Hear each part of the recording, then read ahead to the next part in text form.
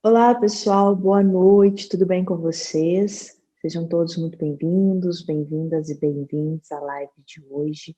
Para mim é um prazer estar aqui no canal para poder falar sobre orgulho das conquistas LGBTI+, né, dos direitos LGBTI+, que foram conquistados nos últimos anos.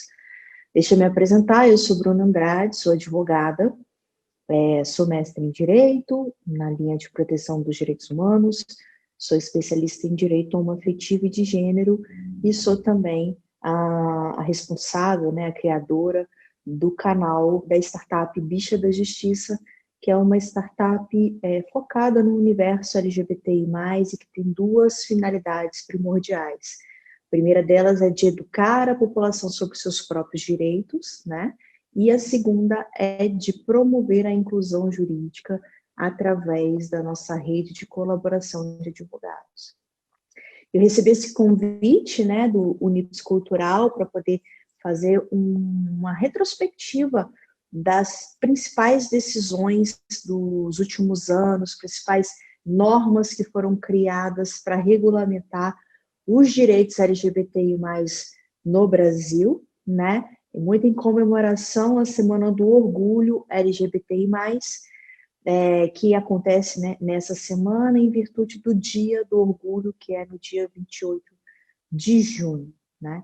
E é claro que a gente ainda está engatinhando no que diz respeito à implementação e à promoção dos direitos LGBTI+, no Brasil, mas a gente tem sim uma série de motivos para poder se orgulhar, para poder comemorar essas conquistas que foram alcançadas através aí dos movimentos de militância e principalmente através, né, das ações judiciais e da intervenção aí do Supremo Tribunal Federal, regulamentando a questão através de decisões, né? Eu separei alguns direitos, obviamente, a minha intenção não é esgotar todos os direitos que foram conquistados, mas eu separei alguns que, de alguma forma, têm um reflexo muito grande e que de alguma forma, né, contribuíram para essa conquista histórica e que se destacam de alguma forma, né?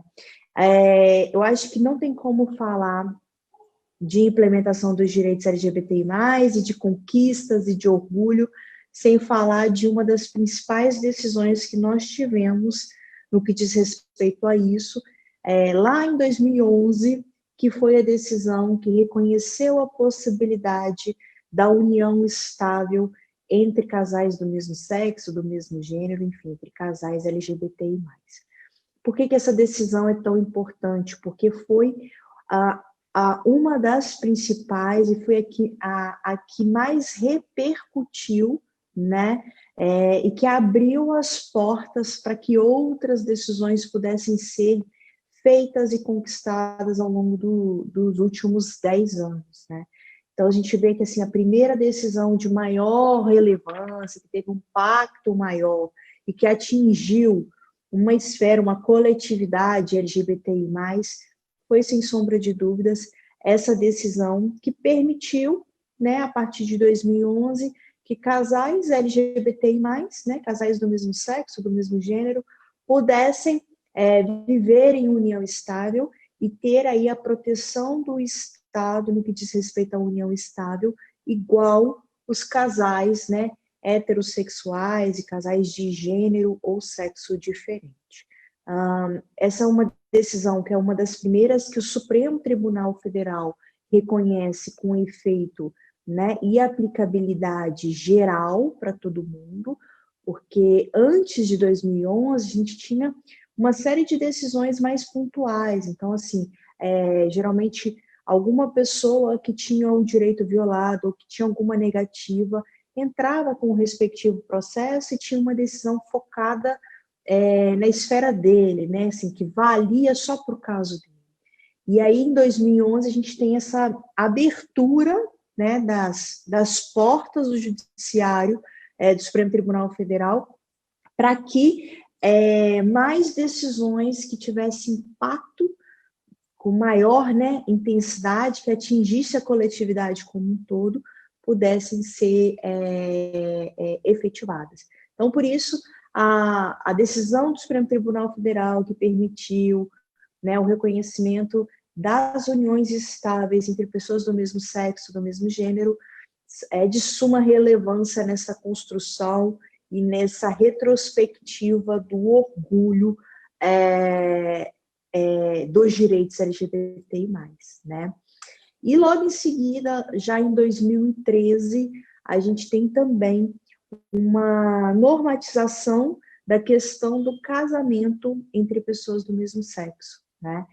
União estável e casamento são dois institutos distintos, embora tenham uma proteção jurídica muito parecida, né? O que difere um de outro é basicamente as formalidades que o casamento exige, que a união estável não exige, né? Já que a união estável, basicamente, ela é uma situação de fato, ou seja, a pessoa ela vive em união estável sem, às vezes, que tenha um documento escrito regulamentando aquela união, só o fato delas viverem conjuntamente com a intenção de constituir família de forma duradoura, ininterrupta, né, permanente, já caracteriza a união estável. O casamento não, né? O casamento já é um ato mais solene, mais formal, depende do cumprimento de uma série de requisitos e a sua formalização perante um juiz de paz, seja no cartório, seja numa instituição religiosa, seja até mesmo, né,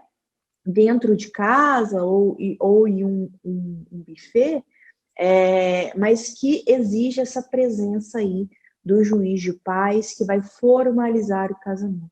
E aí, em 2013, então, a gente tem uma resolução, né, um provimento do Conselho Nacional de Justiça que permite também que pessoas do mesmo sexo, do mesmo gênero, possam se casar e tenham aí as mesmas prerrogativas, né, e os mesmos direitos que os casais heterossexuais, ou seja, de casais não LGBTI+. Eu gosto mais desse conceito mais aberto, né, que aí engloba um pouco mais de pessoas. Então, eu vou falar sempre de casais LGBTI+, ou de casais não LGBTI+, que aí engloba uma coletividade maior.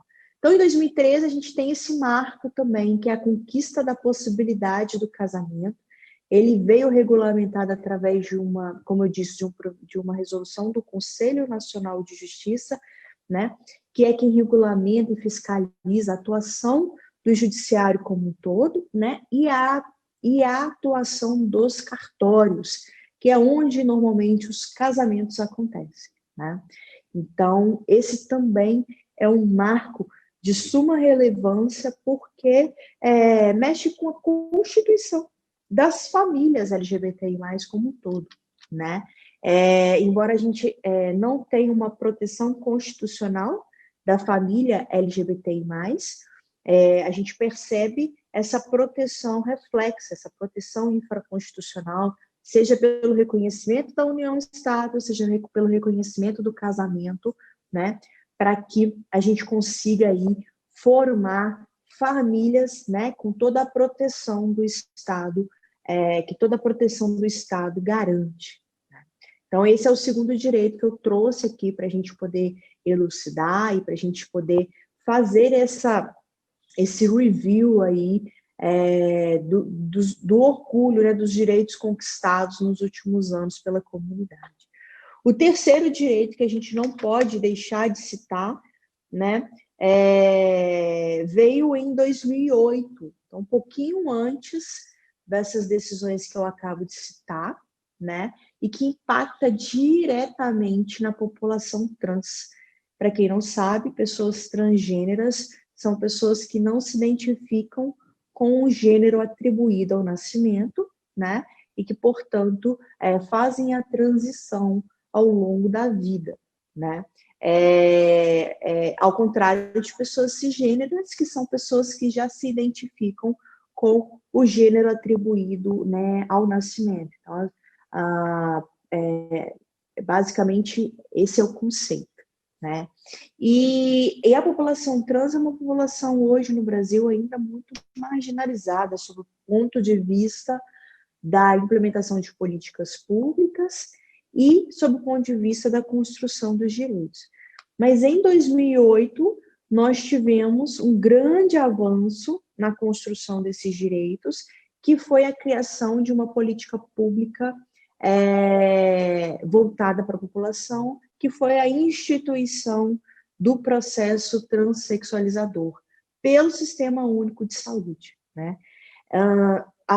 A possibilidade das cirurgias de redesignação sexual, mudança de gênero, elas já existiam dentro da esfera privada, né, desde 97, quando o Conselho Federal de Medicina permitiu, né, que essas cirurgias fossem realizadas pelos seus profissionais, né, pelos médicos brasileiros. Então, desde 97, que o processo transexualizador na esfera privada já acontecia, mas a gente não tinha uma política pública efetiva e universal que pudesse abarcar aí o atendimento de todas as pessoas indistintamente, mesmo aquelas que não têm recursos financeiros para custear o procedimento, né, perante o Sistema Único de Saúde. Então, a instituição do processo transexualizador perante o SUS foi de suma relevância para que a gente pudesse atender adequadamente a população trans e fazer um acompanhamento, desde um acompanhamento ambulatorial, né, em que vai fazer um acompanhamento psicológico, um acompanhamento psiquiátrico, um acompanhamento endócrino, né, para que esse acompanhamento seja efetivo durante esse processo de transição, né, para que não haja automedicação, para que não haja, né, nenhuma possibilidade, que se reduza os riscos, né, de depressão em virtude do processo. Então, o protocolo de atendimento do Sistema Único de Saúde, instituído por este processo transexualizador, ele engloba tanto o atendimento ambulatorial, que é o começo, até o atendimento cirúrgico, que acontece dentro da alta complexidade, né? Então, desde a porta de entrada, que acontece lá nos postos de saúde, né, até os procedimentos mais complexos, que são as cirurgias propriamente dita, essa pessoa trans tem a possibilidade de ser acompanhada por uma equipe multidisciplinar, né?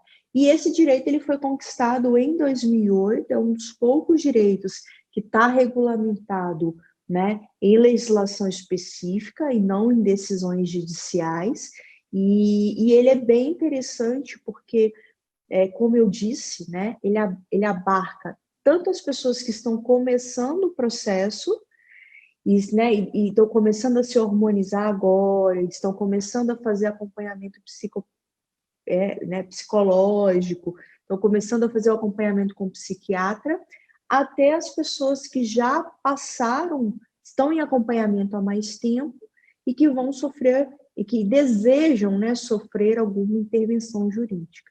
Obviamente, por se tratar de um programa do SUS, né, com os recursos que a gente sabe que são limitados, né, o processo transexualizador precisa sofrer melhorias significativas, né, tanto para aumentar a quantidade de ambulatórios trans, a quantidade de hospitais conveniados que conseguem fazer as cirurgias, né, aumentar a própria intervenção, até a própria assistência à pessoa trans, para que a gente tenha uma assistência cada vez mais completa, mas desde 2008 ele já existe, já sofreu algumas reformulações e adequações para ampliar, né, um pouco a sua incidência e, obviamente, acredito que haja uma tendência natural de que por ser uma política de Estado, né, e não de governo,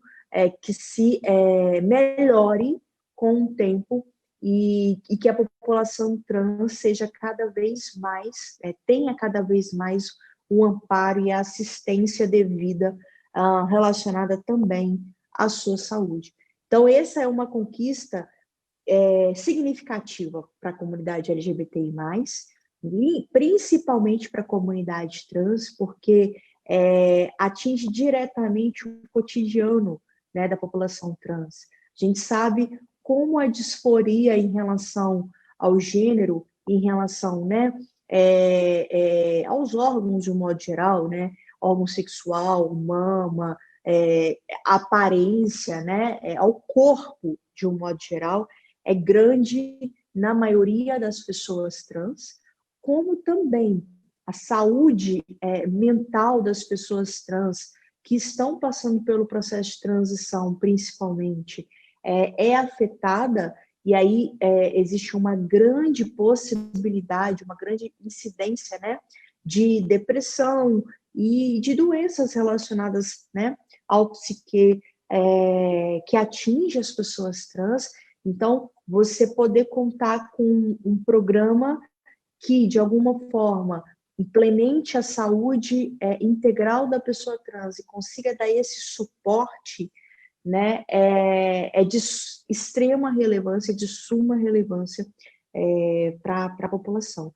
E a gente abre, obviamente, um parênteses para dizer que, embora o que eu esteja falando aqui seja uma política pública do SUS, instituída, né, que o processo transexualizador foi instituído na ordem do SUS, os planos de saúde também estão obrigados a custear todos os procedimentos que são relacionados, né, ao processo transexualizador, são obrigados a liberar o acompanhamento médico, psicológico às pessoas trans.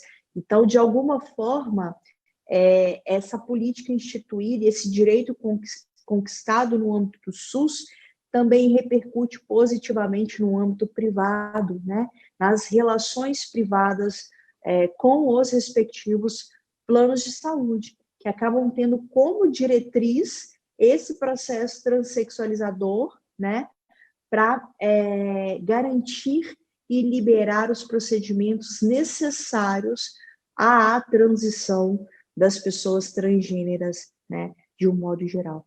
Então, esse terceiro direito que a gente está trazendo aqui para a gente poder discutir e obviamente, né, rememorar e dizer o tanto que isso é positivo na conquista dos direitos da nossa comunidade, de fato é significativo como um todo. E é importante abrir um parênteses também, porque não só a saúde trans tem um amparo dentro do Sistema Único de Saúde, mas também a saúde LGBTI+, como um todo, né? Então, a gente tem, por exemplo, programas que são instituídos por lei para fazer o acompanhamento das pessoas com HIV, embora o recorte do HIV e da AIDS não se limite à população LGBTI+, a gente sabe que existe uma parcela da população LGBTI+, que convive com o vírus, né?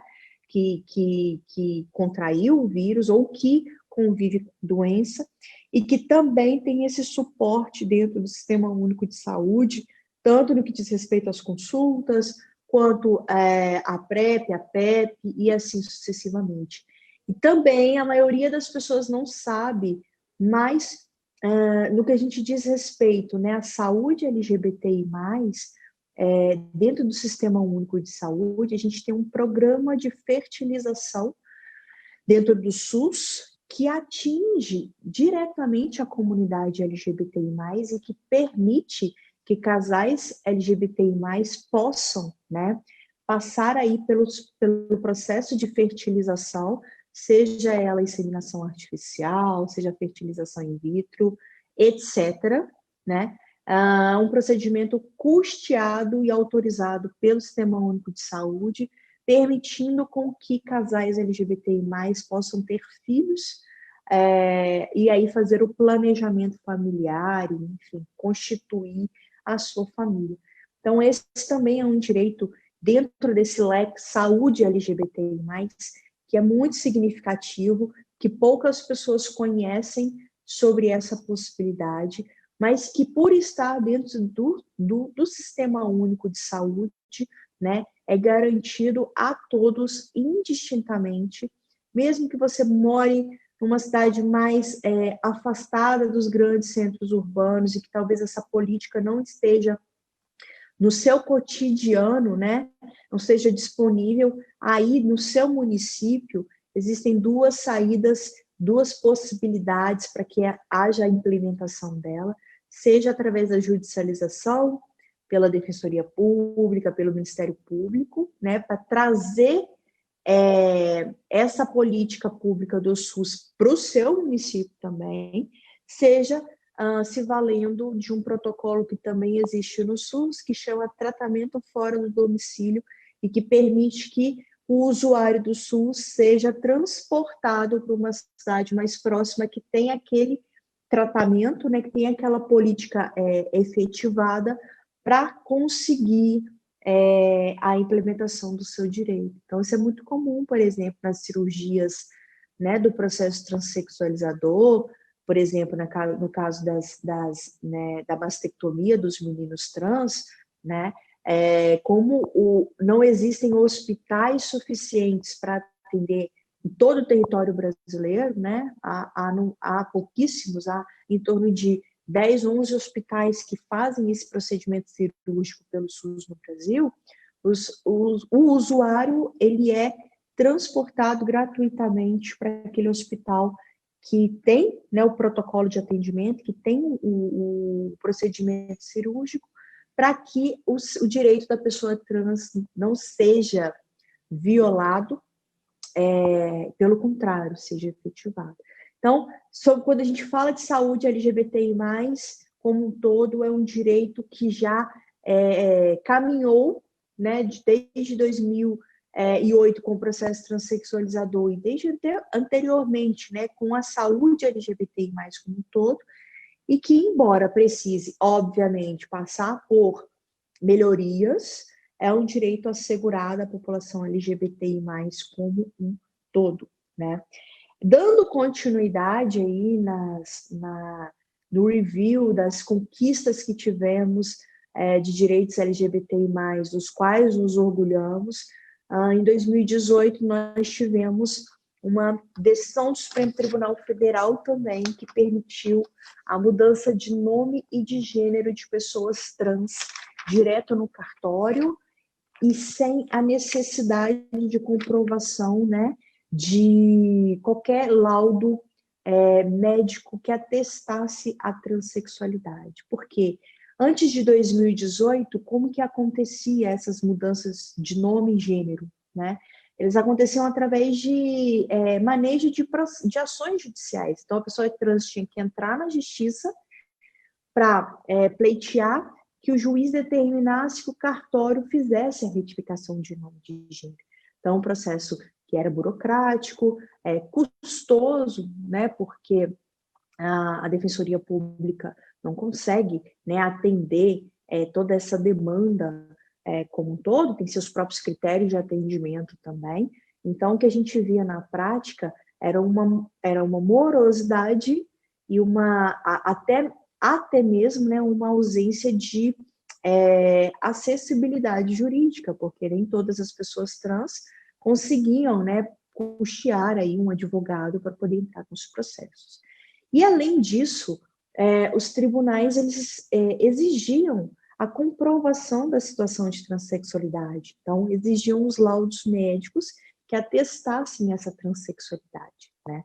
Então, em 2018, o Supremo Tribunal Federal, ele, em uma decisão histórica, ele afasta, né, a exigência dos laudos, que facilita o processo, né, e permite que essa retificação, que essa alteração do nome e do gênero aconteça pelo próprio interessado, direto no cartório, sem burocracia, né, de forma mais simplificada.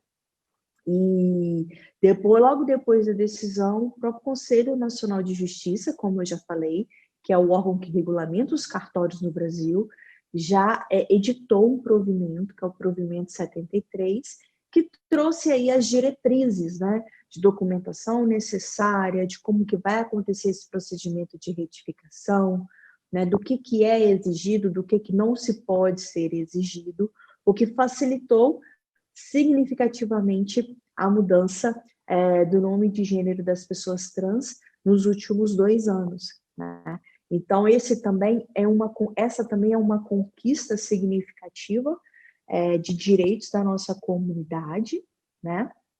E que, de alguma forma, impacta positivamente, né, esse retrocesso e a cidadania, né, e a dignidade da pessoa humana, das pessoas trans, porque o direito ao nome é um direito básico, né?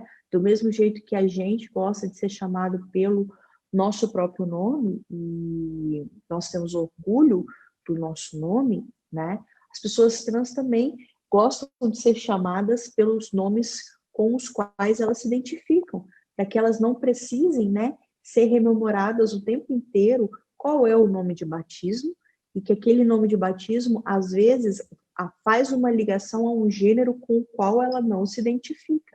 Então, de suma relevância essa facilitação, também precisa evoluir mais, a gente vai falar um pouquinho mais sobre isso daqui a pouco, quando eu estiver falando do que a gente ainda precisa conquistar, né? Mas é inegável que é uma grande conquista. Bom, dando continuidade aqui, continuando falando, né, dos outros direitos que foram conquistados e dos outros direitos, né, que nós tivemos, que nós temos orgulho de ter conquistado nos últimos anos. Assim, eu particularmente gosto muito desse, que é em 2019, né, 13 de junho de 2019, nós tivemos a decisão também do Supremo Tribunal Federal que criminalizou a LGBTfobia e equiparou a LGBTfobia a uma legislação que já existe, que é a legislação que estabelece os crimes, crime de racismo, né? Então, esse foi sem sombra de dúvidas, uma das principais decisões que nós tivemos e um dos principais direitos conquistados, né? Só para entender assim a dinâmica, grupos, né, de militância entraram com uma ação no Supremo Tribunal Federal para pedir o reconhecimento da omissão do Estado brasileiro de não legislar de forma efetiva para a proteção das pessoas LGBTI+. A gente sabe que a gente vive num país que é extremamente LGBTfóbico, que ocupa o primeiro lugar no ranking, né, de pessoas de país que mais mata pessoas LGBTI+ no mundo, né? Há uma estimativa de quase uma morte por dia de pessoas LGBTI+, exclusivamente em razão da sexualidade ou da identidade de gênero. Então, ter uma legislação que preveja, criminaliza, né, a LGBTfobia é um passo significativo nessa luta contra o preconceito em razão da sexualidade e da identidade de gênero, né? E o que o Supremo Tribunal Federal foi reconhecer essa omissão. Então, o Supremo reconheceu que o Estado brasileiro foi omisso na proteção dos direitos LGBTI+, que não legislou da forma adequada, pois não regulamentou, né, a existência desse crime, e como uma medida paliativa, até que o Congresso de fato legisle sobre a questão, que se aplique a lei do racismo aos crimes que são praticados em razão do preconceito, né, de identidade de gênero e sexualidade. Então, é um avanço significativo, principalmente para um país de tradição romana como a nossa, que precisa de um pedaço de papel chamado lei, né, para dar valor e para ter eficácia, né? Quantas vezes a gente não ouve aqui, a gente está falando sobre os direitos, e estamos dizendo que os direitos existem, né? Mas quantas vezes a gente é questionado assim, mas onde que está escrito isso? Onde que esse direito está escrito? Para que eu possa imprimir essa lei e levar lá para o meu chefe ver que ele está sendo preconceituoso comigo. Onde que está escrito isso para eu imprimir essa lei e levar lá no shopping que não deixa eu usar o banheiro conforme a minha identidade de gênero, né? Então, existe dentro do imaginário comum do brasileiro essa tradição de precisar de um documento escrito, de uma lei, né, para que ela seja respeitada. Então, quando o Supremo Tribunal Federal determina que se aplica a lei de racismo, que se entenda a raça também de forma mais ampliativa para englobar o preconceito relacionado à identidade de gênero ou à sexualidade, o Supremo Tribunal Federal dá um passo significativo na implementação desses direitos, né? E diz para a população como um todo que, a partir de agora, né, embora a gente já tivesse tido essa tutela antes, mas que a partir de agora a LGBTfobia vai ser penalizada no Brasil. Então, essa mensagem que se tem com a decisão judicial do Supremo Tribunal Federal, que é uma mensagem que pode ser percebida pela população comum, né, pelo homem médio, ou seja, pelo homem comum, pela mulher comum, né, é significativo. É como se até então nós não tivéssemos tutela nenhuma, embora não seja verdade, né? Mas a gente não tivesse tutela nenhuma e que a partir de 13 de junho de 2019, qualquer preconceito, né, relacionado à sexualidade ou identidade de gênero passa a ser penalizada no Brasil. Essa é a mensagem que a decisão traz, né, para a população como um todo. Então, isso é muito significativo. É óbvio que a gente tem aí 1 ano, né, da implementação da legislação, dessa decisão.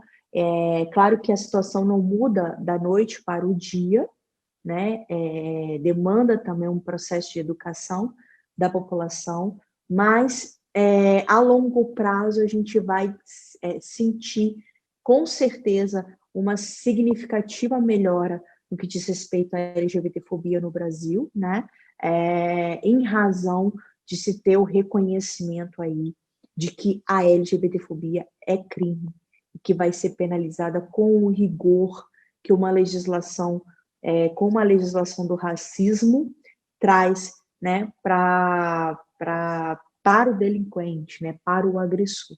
Então, essa decisão é uma decisão também, né, muito significativa e que, de todas elas, para mim, é uma das principais, se não a principal, pela mensagem que está por trás dela, né? E principalmente pelo momento político em que ela foi falada, né? Em que essa decisão, em que se decidiu sobre a criminalização da LGBTfobia, quando a gente vinha, né, numa situação social de que os homofóbicos tinham saído do armário, os transfóbicos tinham saído do armário, e a LGBTfobia estava menos velada, né?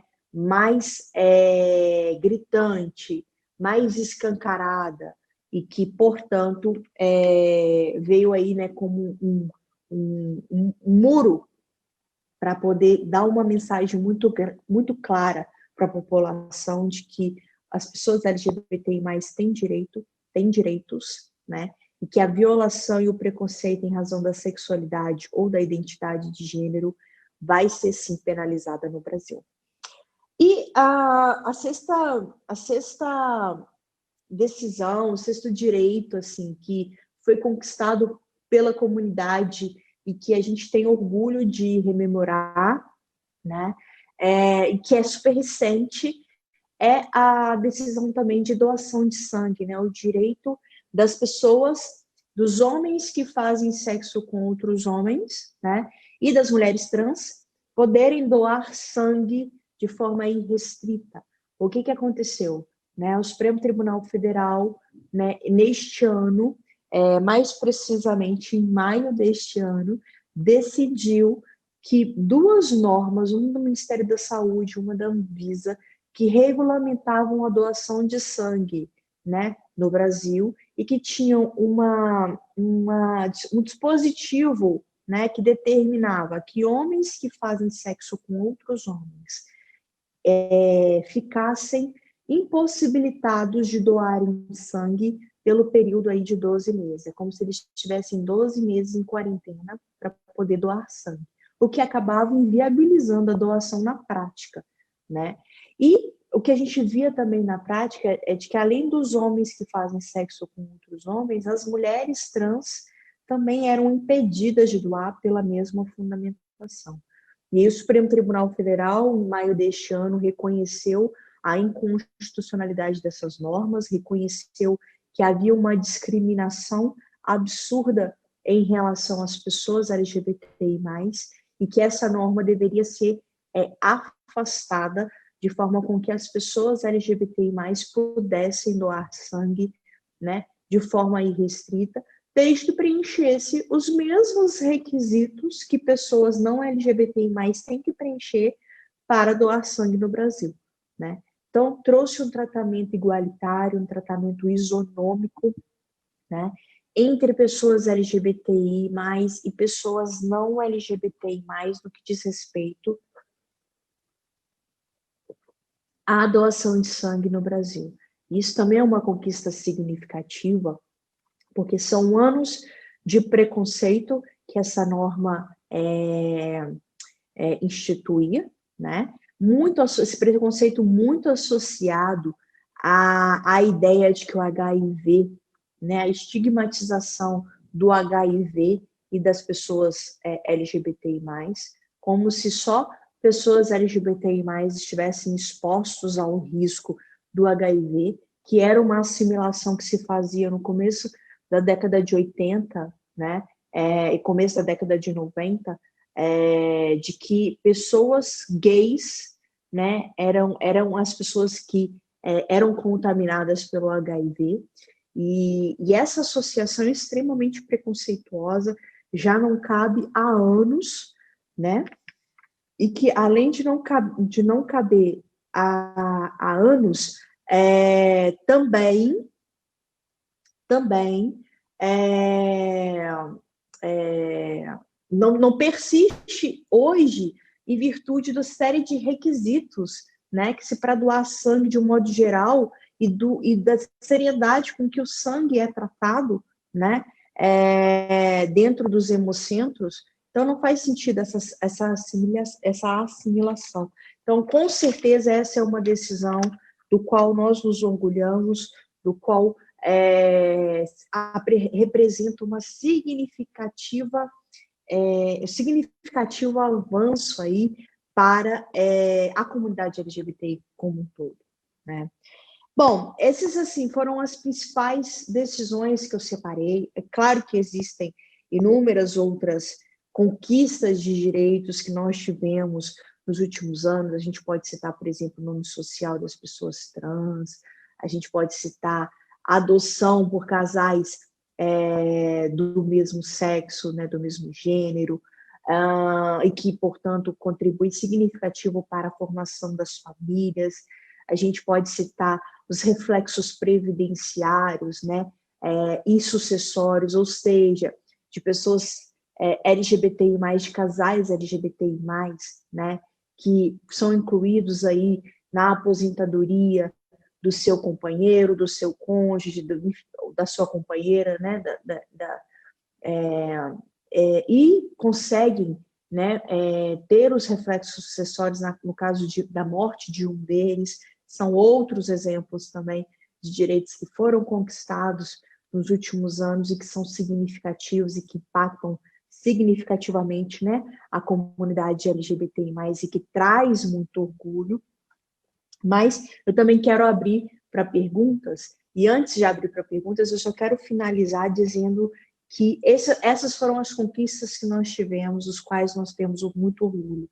Mas eu comecei a live dizendo que a gente ainda está engatinhando na implementação dos direitos LGBTI+, no Brasil, né? E estamos mesmo, falta muita coisa.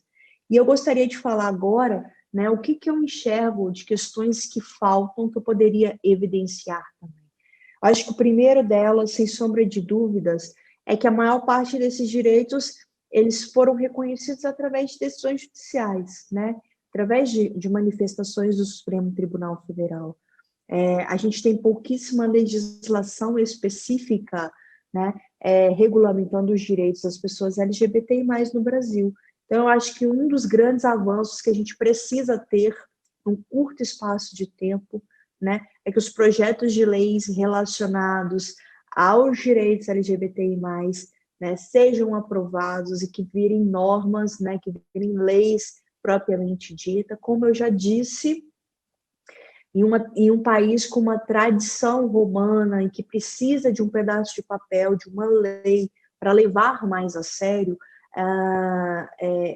os direitos serem transformados em lei, sem sombra de dúvidas, né? É uma conquista que a gente precisa ter ainda, e que a gente está trabalhando neste contexto, principalmente no que diz respeito à representatividade, né, nos ambientes políticos, para que isso se torne, num curto espaço de tempo, possível. Esse é o primeiro, sem sombra de dúvida. A pauta trans ainda é uma pauta, né, que está muito longe de se ter essa construção dos direitos, essa tutela, né, completa dos seus próprios direitos. Então, eu separei algumas questões aqui relacionadas à pauta trans que precisa evoluir, por exemplo, a questão do banheiro. Hoje existe uma ação no Supremo Tribunal Federal que está em vias de ser julgada, já tem até votos favoráveis para que a questão do banheiro seja né, unificada, e que as pessoas trans possam usar o banheiro conforme a identidade de gênero também, né? Que haja um aumento desse protocolo do processo transexualizador para atingir ainda mais pessoas trans e para diminuir a fila de espera das cirurgias. Então, é o aumento da política pública com aporte de recursos, é o credenciamento de novos hospitais universitários para que as cirurgias sejam feitas, né, com mais recorrência, que se diminua aí a fila de espera, que a gente sabe que é de anos, né? E também a questão da unificação de uma legislação que trate do nome social das pessoas trans em seus documentos, né, de forma um pouco mais unificada, né? A gente tem alguns documentos por exemplo, CPF ou o título de eleitor, em que a regulamentação ela é universal, não faz diferença se a pessoa trans mora em Belo Horizonte, Minas, ou em São Paulo, ou no Acre, aplica-se o mesmo regramento para todos eles. Mas a gente tem parte desses documentos, como, por exemplo, RG, carteira de motorista, em que a regulamentação ela é estadual, né? Então, você tem alguns estados que prevêem a possibilidade de ter o nome social nesses documentos e outros estados que ainda não prevêem.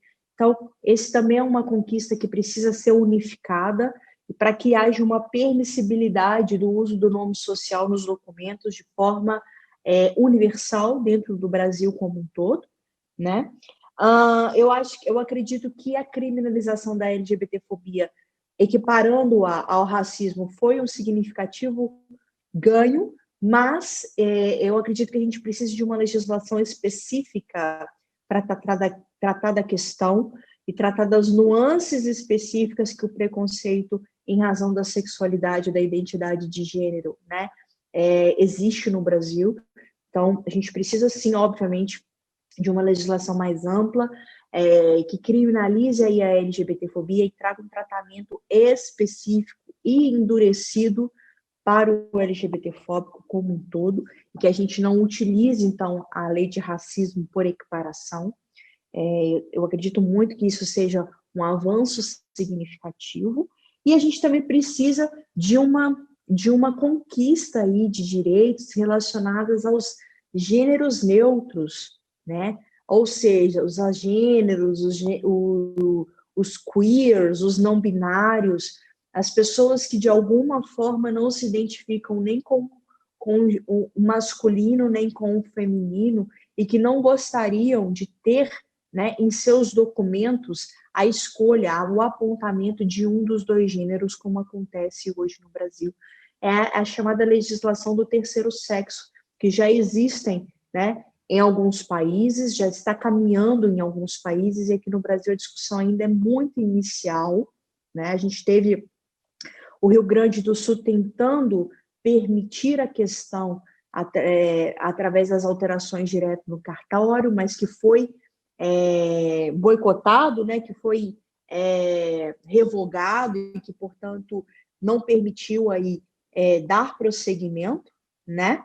E eu acho que isso, assim, essas são, na minha opinião, é claro que são muitas outras questões, mas, na minha opinião, essas seriam questões, assim, de suma urgência e que a gente precisa pensar aí para os próximos anos e lutar para a conquista desses direitos também, a gente conseguir avançar na implementação dos direitos LGBTI+, no Brasil, né? Eu vou responder algumas perguntas, então, tá, gente? Nesses 15 minutinhos finais, o Vitor Hugo perguntou se eu acredito que falta mais representantes LGBT na política, né? Assim, criam mais projetos e propostas de lei. Sem sombra de dúvida, Vitor Hugo, sim. Eu acredito que acho que essa é a pauta principal que a gente precisa trabalhar nos próximos anos. É a questão da representatividade na política, né? Porque o reconhecimento dos direitos através de decisões do Supremo Tribunal Federal é um começo, mas a gente jamais pode ficar adstrito, né, exclusivamente a existência dessas decisões, porque a gente sabe que o Supremo Tribunal Federal ele não é um órgão eletivo, né? Os ministros são escolhidos pelo chefe do Poder Executivo, ou seja, pelo presidente, e eles vão aposentando. Então, há uma reformulação dessa composição. Então, essa composição que está atualmente no Supremo Tribunal Federal é mais progressista, é mais receptiva aos direitos LGBTI+, e a gente viu isso nos últimos 10 anos, mas, entretanto, todavia, contudo, essa composição vai mudar, né? E aí a gente não sabe exatamente quem vai assumir, e se assumir, se não vai ter uma pauta mais fundamentalista, e que esses de nossos direitos que já foram conquistados não serão revogados de alguma forma. Então, a representatividade na política ela é indispensável, primeiro, para se trazer mais segurança jurídica, para que a gente consiga transformar essas decisões judiciais em leis propriamente ditas, por tudo que eu já falei, mas também por uma questão de representatividade, né? De que as pessoas consigam se enxergar dentro desses ambientes políticos, né? De que a nova geração de LGBTI+, consiga se enxergar dentro desses ambientes políticos e que a gente consiga, sim, evoluir na construção dos direitos LGBTI+, no Brasil. Eu acredito realmente que essa pauta ela é indispensável. E é num curtíssimo espaço de tempo. A gente está aí esse ano com as eleições municipais.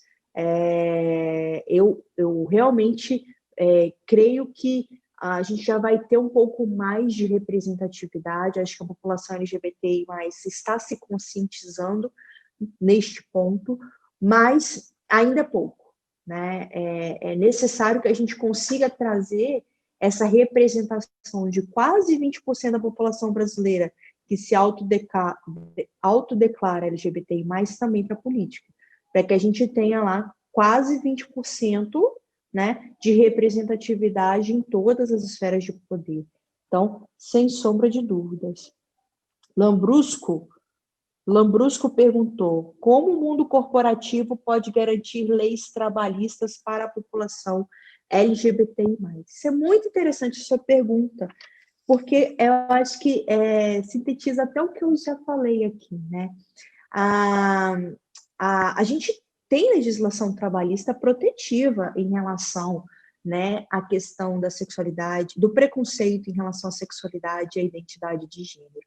A nossa CLT, ela tem uma série de dispositivos legais que proíbe qualquer tipo de discriminação em razão da sexualidade ou da identidade de gênero e gera, né, penalidades para as empresas e para os seus agressores, né, que gera um impacto, né, desse universo trabalhista. E a gente tem a legislação, né, que criminalizou a LGBTfobia, também traz de forma expressa que qualquer tipo de preconceito que inviabilize, por exemplo, contratação ou ascensão a cargos de chefia em razão da sexualidade e da identidade de gênero é crime, né? Além de gerar um reflexo aí na seara trabalhista. O que eu estou querendo dizer? Se isso acontece com uma pessoa LGBTI+, ela está amparada tanto do seu ponto de vista do crime, precisa ser denunciado, e a pessoa vai ser responsabilizada criminalmente, vai ter uma pena, e sob o viés trabalhista, aquela empresa ela vai ser condenada pelos danos morais causados àquele funcionário, né, e vai chegar a doer no bolso da empresa. E a gente tem visto nos últimos anos cada vez mais condenações mais significativas. Por exemplo, recentemente a gente se deparou aqui com uma condenação de R$50 mil de uma empresa porque houve a negativa do uso do banheiro conforme a identidade de gênero. Só a negativa gerou, que é significativo, gerou uma indenização de R$50 mil, né? Que mais? E sim, cada vez mais a gente vê que o judiciário ele está reafirmando a implementação desses direitos e está condenando a empresa não a indenizações, né, mínimas, pequenas, mas a indenizações altas para que doa no bolso e que a empresa seja educada dessa forma a não cometer esse tipo de situação com outras pessoas, né? A gente também tem uma pergunta aqui, do Guilherme. Guilherme está perguntando como fazer a declaração de união estável, provavelmente. A união estável, como eu disse, ela é uma situação de fato. Então, se você já vive com o seu namorado, companheiro, com o objetivo de constituir uma família, você já vive união estável. Mas eu sempre recomendo documentar essa união estável, porque facilita, né, na prova depois, se houver necessidade. Por exemplo, se um dos dois falecer e tiver patrimônio em conjunto, né? Ou se vocês constituir um patrimônio e depois resolverem, né, rescindir não, finalizar o relacionamento. Então, como que você faz uma união estável? Existem duas possibilidades. Você pode fazer um contrato de união estável, pegando a assinatura de duas testemunhas que não sejam seus parentes, né? Ou então você pode ir no cartório, pagar uma taxa, que é em torno de R$500, depende muito de estado para estado, tá? Mas em torno de R$500, e aí o cartório ele vai fazer uma declaração de união estável, como é uma certidão de casamento, é mais ou menos a mesma coisa, só que vai estar escrito lá, declaração de união estável, tá bom, Guilherme? Existem essas duas possibilidades, então. A Mariana está perguntando aqui, acredita que faltou alguma ação no passado que pudesse contribuir para o presente? Mariana, olha só, eu acho assim, eu acho que a gente é fruto do movimento do que as pessoas conseguem fazer naquele momento, né? Você vê, por exemplo, desde a revolta de Stonewall, né, em 69, a gente está conquistando direitos no mundo inteiro, não só no Brasil, no mundo inteiro. E no Brasil, esse movimento de conquista dos direitos, ele não aconteceu da noite para o dia, né? Ele não aconteceu no final de semana passado, né? Quantas pessoas, há quanto tempo existe a parada LGBTI+, lá em São Paulo ou no Rio de Janeiro, que é um movimento político de luta pelos direitos, né? E que essa pauta vem sendo questionada, né, reiteradamente pelos movimentos de militância como todo. Você vê, por exemplo, quantas ações judiciais individuais foram ajuizadas para que e negadas, né, que os direitos foram negados para que anos depois a gente tivesse essa possibilidade do Supremo Tribunal Federal reconhecer os nossos direitos, como aconteceu no casamento, como na união estável, na adoção, na criminalização, etc. Eu acho realmente que não foi falta de militância, né? Porque seria uma injustiça muito grande até com os militantes da geração anterior. Eu acho que o direito ele é fruto do momento social que ele vivencia, né? A gente poderia ter talvez uma intensificação de militância anteriormente e o Supremo não está preparado na composição dele para que haja o reconhecimento desses direitos, porque principalmente no começo, nas decisões lá de 2011, 2013, eram decisões muito, muito assim, acirradas. A gente tinha lá votações muito acirradas. Então, eram aprovadas essas decisões com um placar muito apertado, né? Então, o direito ele é fruto do momento social que a gente vive, né? Então, eu não vejo que tenha faltado lá atrás algo que pudesse, talvez na nossa Constituição, eu acho que o nosso Constituinte de 1988, quando veio o Estado Democrático, e que foi instituído o Estado Democrático, que veio a Constituição, eu acredito que o Constituinte perdeu uma oportunidade ali de ter de forma expressa, né, a proteção ali das famílias como um todo, a proteção do casamento e da entidade familiar, da união estável, que não fosse vinculada exclusivamente, né, a união de homem e mulher, como está o texto expresso da Constituição.